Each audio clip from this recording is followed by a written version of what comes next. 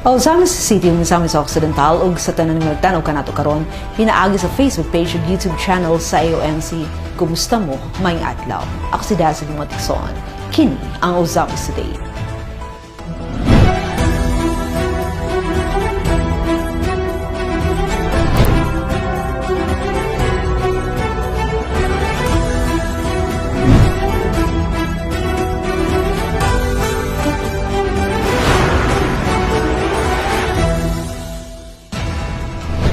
Sa ato ang mga headlines.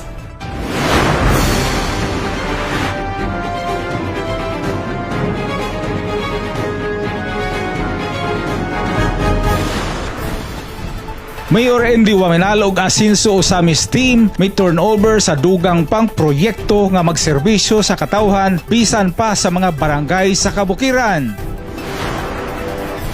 Pagkongkrito sa Purok Road sa Barangay Gango, dugang pang mga proyekto pamatuod sa padayon Asinso Ozamis ug paningkamot sa administrasyon. Gikihinaman o gipaabot sa tanan nga kasala ng bayan sa Pebrero 2025, mas gipalapdan pa. Konseho may dungog sa duha ka bag-ong proposed ordinances sa Dakbayan. Ozamis City Police Station hingpit nang mipatuman sa Comelec gun ban alang sa luwas nga eleksyon 2025. Comelec officer may bisita sa mga checkpoints. Asinso Ozamis Free Hospitalization Program padayon naghatag paglaom sa mga Ozamisnon sa panahon sa medikal nga panginahanglan. Pamilya natabangan sa kapin sa usa ka gatos ka libo ka pisos nga hospital bill.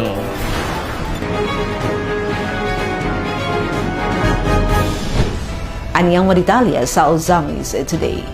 Mayor Andy Waminal ug Asinso Ozamis team may turnover sa dugang pang mga proyekto nga magserbisyo sa katawhan bisan pa sa mga barangay sa kabukiran.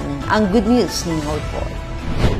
Sa padayon nga pag-uswag sa Dakbayan sa Ozamis ay tungod sa lubos-lubos og tinudanay nga serbisyo ngadto sa katawhan, mao ang solido og di malimod nga mga proyektong natagamtaman sa katawhan sama sa pagkongkreto sa makadalanan, paghimog mga water systems, improvement and repair of barangay covered courts, construction and improvement of school fence and gates ug uban pang inisyatibo sa Asinso Ozamis administration. Buntag sa adlong Sabado, Enero 11, 2025, gisugat sa grasya ug panalangin ng Dakbayan sa Ozamis sa pagpahigayon na usab sa blessing and turnover ceremony sa pipila ka mahinungdanong mga proyekto sa Dakbayan. Ang City Pound and Chicken Multiplier Facility nga naa mahimutang sa Barangay Kinuman Norte, completion sa Barangay Gimad Multipurpose Building ug Barangay Hall nga nahimutang sa maong barangay ug man-lift equipment. Ang blessing niini nga mga proyekto gi-officiate ni Reverend Father Mario Magcanam sa Santa Teresita Parish. Ang espesyal nga seremonya personal ni pangunahan ug gitambungan ni Young and Dynamic Ozamis City Mayor Attorney Henry Andy F. Waminal Jr. nga nagpaposible ni ini nga mga inisyatiba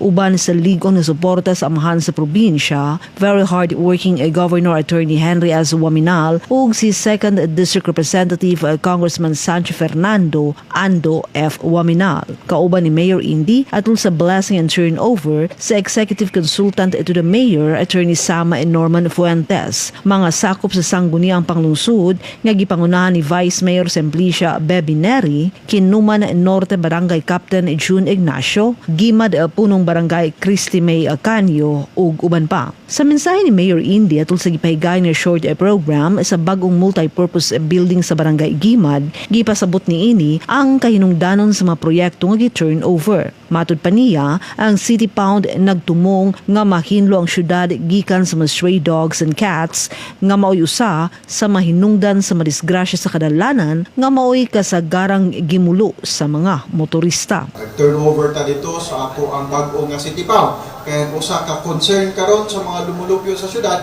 daghan na kahit og mga asong kalye nga mo'y nakapos sa mga estudyante o sa mga aksidente. No, nagsuri-suri sa mga kalsada, no, daghang mga napaakan, daghang mga motor nga nabangga, No? So muna ato ang i-improve ato ang city pound para daghan na taong mas masudlan pa sa mga stray dogs and mas mahawan pa ang ato ang mga kalsada. No? Samtang chicken multiplier building nga namahimutang sa barangay Kinuman Norte, pipila ka lakang lang gikan sa City Pound, mao ang pasilidad nga gigamit sa dakbayan hinungdan sa malampuson nga livelihood assistance program ni ini alang sa mga persons who used drugs kon P-Woods. Dinhi, gipasanay ang mga manok nga ihatag ang ngadto sa mga P-Woods samtang sila naningkamot nga makabalik sa komunidad ug makakita og panginabuhian aron makasuporta sa ilang matag pamilya. Ug kung makapasanay na sa mga manok nga gihatag kanila, ang mga P-Woods mag-uli og usa niini nga ibalik ang ngadto sa chicken multiplier facility aron idugang pang mapasanay alang sa musunod pa nga mga batch sa mga P-Woods. Dugang pagpasabot ni Mayor Indy kabahin ni ini O ang ato ang chicken multiplier farm dito kay siguro swituman mo anang programa nato sa mga P-Woods nato ang ato ang livelihood assistance program kung saan tighatag ta og mga livestock, mga manok, no?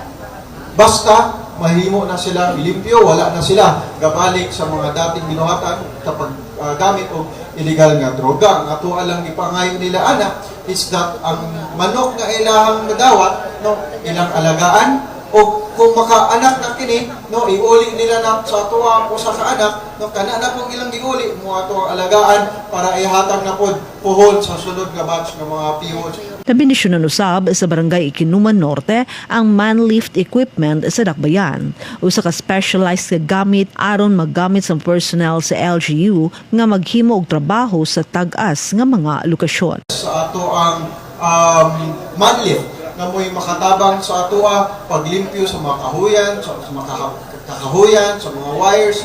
Sa iyang welcome address atol sa short program gipahigayon atol sa blessing and turnover sa barangay Gimad Multi-Purpose Building, gisgutan ni Vice Mayor Eneri ang kabahin sa tinguha sa Team Asenso Ozamis Administration nga mapaabot og mapahimuslan sa katawhan ang mga proyekto alang sa kaayuhan sa tanan. Sumala pa niya Karapuntaga at masinati ang dakong grasya dinhi ang mao ang completion ang blessing and turnover ceremony ni multi-purpose building dinhi sa barangay Gimad. Ganiha dito sa katong founding area nato sa mga hayop sa Kinuman Norte. So sa inyong mga suporta wala gito'y mahimo kung wala kamupod. Wala mahimo kita gyud. Ug labaw sa tanan uban sa panalangin sa atong langitnong Ama kay iya magyong pagbuot kining tanan. Dapog tingwa namo ni Mayor Henry Indy Wominal uban sa mga sakop sa konsiho ang tanang mga proyekto nga mamugna sa nagkalain-laing barangay, particularly sa Kinuman Norte, dinhi sa Gimad, nga diin kapusnan gyud sa atong mga ginsakwan sa atong mga constituents. Kini importante nga punto gisigundahan usab ni Mayor Indy diin iyang gipasabot ang kabahin sa ligon nga paningkamot sa Asenso Ozamis Administration nga dili maalang-alang ang maong proyekto. Tungod kay sumala pa niya, Wala na itong nigi alang-alang, no? Kay kami po diri sa syudad, no, with the City Council, dilantaw po namo, unsay gi-identify ni Cap Christie nga gikinahanglan ninyo diri. Una, ang iharaman tong ingon is parkingan para sa rescue. Pagaman, ingon naman siya, maayo po na ay session hall. Pagaman, maayo po daw na ay function room. Maayo po daw na ay opisina ang secretary, na ay opisina ang mga DP worker. No? Nakita man nato kani si Cap Christie ang mga taga-barangay Gimad, dili man ni mangayo o gilig at kinahanglan. Ug tungkol sa naabot sa punto nga ingon si Cap Christie, o sige kana na tanan namong kailangan. Nahuman na pod gyud ang inyong proyekto. Og ako ang sad usab sa mayor ang ngadto sa barangay Gimad. Pero kani, do not worry because this will not be the last. Okay, as long as magpadayon lang ta og sinabdanay and kinabangay, no? Ang pag-asenso sa barangay magpadayon sad na. Ang pagtagana ni ining mga projects alang sa mga usamisnon bisan pa ni atong nagpuyo sa mga hinterland barangays nagpakita sa tinuod nga paningkamot sa administrasyon sa Team Asensa Ozamis aron mapalambo ang kalidad sa serbisyo ug kinabuhi sa mga usamisnon subay sa pagsunod sa mantra nga ang mga usamisnon nga mga misamisnon magpuyong malinawon, malambuon ug malipayon.